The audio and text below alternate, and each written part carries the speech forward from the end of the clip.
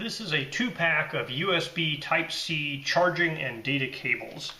And the specific thing about these cables that's different is they have a super thin 90-degree connector on them. And so the idea is that you can put this on your phone or whatever and then kind of fold it along the back and keep using it or whatever while you're charging. So the idea is that it's this super thin flexible connector that comes off at a 90-degree angle so that you could hold your phone and use it while it's charging. And they sell them in different lengths, so if a 1 foot length isn't long enough for you, they come in other lengths.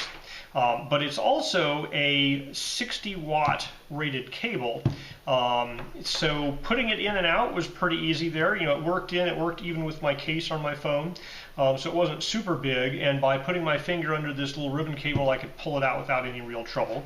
The ribbon cable is kind of plastic coated ribbon cable. I don't know about the longevity and strength of that little bit there. They can make ribbon cables that are pretty tough, but that does feel like the weak point in the entire cable. So let me go and test putting 60 watts through this cable and then do a data transfer test on it. This 2-pack was listed originally at $33, but right now it's listed at $29, and there's a 50% off coupon. So it's basically about $14 for the 2-pack, or about $7 per cable. So I'm going to evaluate these as kind of $7 cables. All right, so let's plug this guy in. It is doing power negotiation, and it is providing 20 volts. The amperage is ramping up here.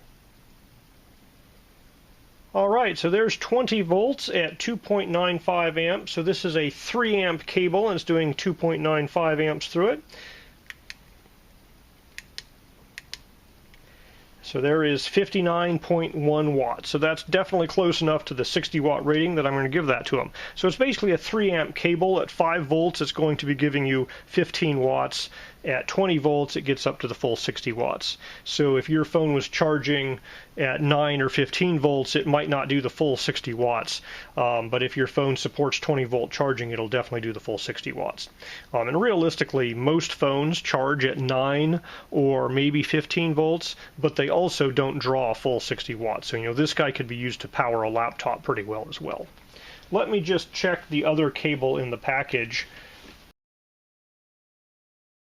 Yeah, and the second cable is giving exactly the same performance here. It's doing 59 point some watts. So there, my phone's charging rapidly. It's doing 9 volts. It's only doing basically 1 amp here at 9 volts because my phone's pretty much mostly charged already. But you can see this kind of flexible cable makes it nice. You can hold onto your phone with both sides and use it while it's charging. All right, I have my phone attached with this cable going underneath it to the computer, and I am copying 1.5 gigabytes of files over to the computer. And so this will tell me my transfer speed for this copy operation. And it's averaging here 20.5 megabytes per second. And so that's the transfer speed I normally get between my phone and my computer. So this cable is just as fast as any other USB-C cable I've used between these two devices. So it is working perfectly fine for data transfer. Alright, so this cable transfers data perfectly well.